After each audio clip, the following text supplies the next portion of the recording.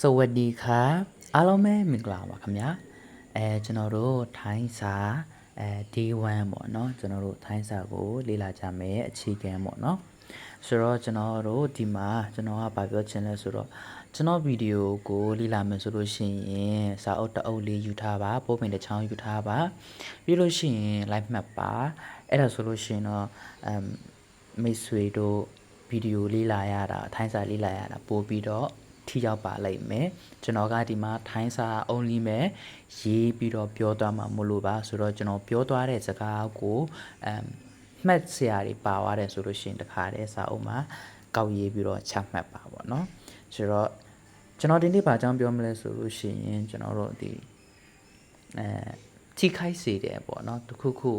ဒါလို့ရင်ဒါဖြစ်တယ်ဒါလို့ရင်ဒါဖြစ်တယ်ဖြစ်လိမ့်မယ်ဖြစ်တယ်ဆိုတဲ့ဟာမျိုးကျွန်တော်ကပြောပြပေးတော့မှာဖြစ်ပါတယ်ဆိုတော့ကျွန်တော်ဒီမှာအကူစကလုံးအနေနဲ့ပေါ့နော်ကျွန်တော်ကဘာစကလုံးတွေတုံးထားလဲဆိုတော့အနီးပထမဆုံးတစ်လုံးကကျွန်တော်အနီးပေါ့နော်ဒီမှာ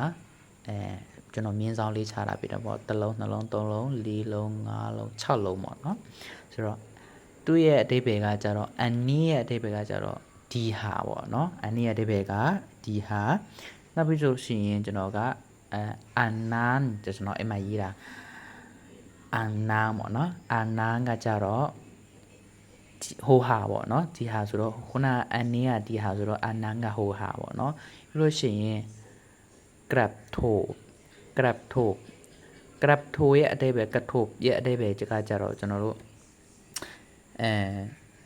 ထိခိုက်စေတယ်เนาะတစ်ခုခုကိုထိခိုက်တယ်ပေါ့เนาะပြီးလို့ရှိရင်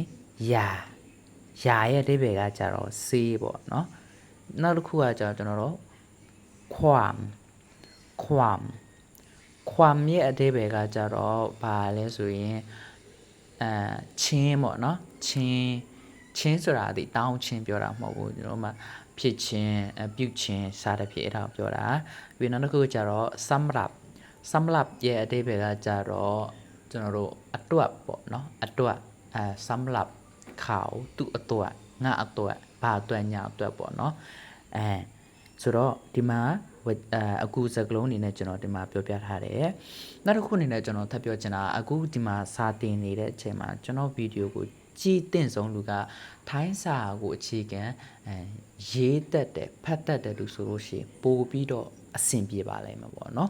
ဆိုတော့anyway ဘယ်လိုပဲဖြစ်ဖြစ်ကျွန်တော်ပြောတဲ့ဟာတွေထဲမှာမှတ်စရာတွေပါတယ်ဆိုလို့ရှိရင်တခါတည်းစာအုပ်နဲ့ချမှတ်ပါဒါမှလည်း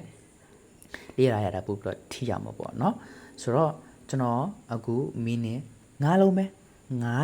ကျွန်တော်တင်ပေးမယ်ဒီ9လုံးနဲ့ပတ်သက်ပြီးတော့အပေါ်ကစကလုံးတွေနဲ့ကျွန်တော်တွဲပြီးတော့ဝါကြတစ်ချောင်းရအောင်ကျွန်တော်ပြောပေးသွားမယ်โอเคဆိုတော့ကျွန်တော်အောက်မှာရေးရတဲ့စာကြောင်းမှာမီနစ်ပါတယ်เนาะအဲ့ဒါကဘာလဲဆိုလို့ရှိရင်ယာอันนี้ไม่ดีสำหรับดับဆိုတဲ့စကားလုံးကကြတော့လူခန္ဓာကိုယ်ထဲမှာရှိတဲ့အသေးပေါ့နော်အသေးကိုပြောတာဖြစ်ပါတယ်ดับဆိုတာအသေးပါဆိုတော့ยาอันนี้ไม่ดีสำหรับดับนะအဲ့ဒါဆိုတော့အနောက်နဲ့ဘာသာပြန်ရင်အသေးအတွက်မကောင်းဘူးဒီဆေးဟာနော်ဆိုတော့ကျွန်တော်တို့မြန်မာလိုပြန်ပြောမယ်ဆိုရင်တော့ဒီဆေးဟာအသေးအတွက်မကောင်းဘူးနော်ဟုတ်ပြီနော်ရှင်းတယ်နော်ဆိုတော့ကျွန်တော်နောက်တစ်ခေါက်ထပ်ပြောပြမယ်ဒီဆေးဟာအသေးအတွက်မကောင်းဘူးဆိုလို့ရှိရင်ยาอันนี้ไม่ดีสำหรับดับโอเคเนาะပါဇက်လေးပိတ်လိုက်မယ်ดับโอเคเนาะအဲ့ဒီမှာ ดับဆိုတာမီနစ်မှာโอเคနောက်ထပ်တစ်ကြောင်းကကြတော့နှလုံးသားပေါ့เนาะနှလုံးသားကိုหัวใจလို့ခေါ်တယ်เนาะหัวใจကနှလုံးသားအဲ့တော့နှလုံးသားထိခိုက်တယ်ဆိုလို့ရှိရင်ကျွန်တော်တို့က grab ခုနကတော့ထိခိုက်တော့ grab ထိုးလို့ပြောတယ်เนาะဆိုတော့ grab ထိုးหัวใจ grab ထိုးหัวใจနှလုံးထိခိုက်တယ်เนาะနှလုံးထိခိုက်တယ်သူကဒီလိုလောက်လိုက်လို့ ကျွန်တော်အမေနှလုံးထိခိုက်သွားတယ်ဆိုတဲ့ပုံစံမျိုးပေါ့နော်နှလုံးထိခိုက်တယ်အဲ့ဒီမှာနှလုံးကကြတော့နှလုံးသားကြတော့မီနစ်မှာဒါဆိုမီနစ်နှလုံးရပြီပေါ့နော်နောက်တစ်ခုအနေနဲ့ကကြတော့လမ်ဆိုင်လို့ခေါ်တဲ့ဦးပါနော်ဦးကဘလို့ကျွန်တော်ဝါကြဖွဲ့ထားလဲဆိုတော့ความกินอาหารเผ็ดไม่ดีสำหรับลำไส้အဆက်စားခြင်းဟာအဆက်အစားစာပေါ့နော်အဆက်စားခြင်းဟာတဲ့ဥအတွက်မကောင်းဘူးဥကိုဥအတွက်မကောင်းဘူးဒါမှမဟုတ်လို့ရှိရင်ကပ်ထိုးထိခိုက်စေတဲ့ဥကိုထိခိုက်စေတဲ့သုံးလို့ရမိုက်ဒီလို့လည်းသုံးလို့ရတယ်ကပ်ထုတ်လို့လည်းသုံးလို့ရတာပေါ့နော်ဆိုတော့နောက်တစ်ခေါက်ပြန်ဖတ်ပြမယ်ความกินอาหารเผ็ดไม่ดีสำหรับลำไส้เนาะลำไส้ဥအတွက်မကောင်းဘူးเนาะဆိုတော့ဒီမှာmeaning ကတော့လမ်ဆိုင်ဥပေါ့เนาะနောက်တစ်ခုကကြတော့ကျွန်တော်တို့အာယုံကြောပေါ့เนาะအာယုံကြောကိုကြတော့ sim prasap လို့ခေါ်ပါတယ် sim prasap ပေါ့เนาะအဲ့တော့ဖုတ်ကြည့်ခြင်းဟာအာယုံကြောကိုထိခိုက်စေတယ်ဆိုတဲ့မြန်မာစာကြောင်းကိုကျွန်တော်ကกระทบ sim prasap ที่ความดูมือถือဖုန်းကြည့်ခြင်းဟာအာယုံကြောကိုထိခိုက်စေတယ်ဆိုတော့กระทบထိခိုက်စေတယ် sim prasap အာယုံကြောที่ကိုที่ရဲ့အဓိပ္ပာယ်ကိုပေါ့နော်ความดูကြည့်ခြင်းมือถือလက်ကင်ဖုန်းပေါ့ဒီကျွန်တော်တို့သုံးနေတဲ့ဖုန်းပေါ့နော်ဆိုတော့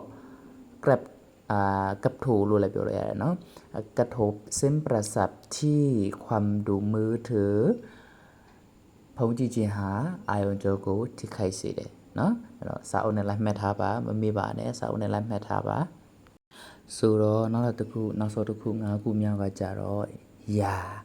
ရဲ့အဓိပ္ပာယ်ကယောအာယာရဲ့အဓိပ္ပာယ်ကစေးဝါပေါ့နော်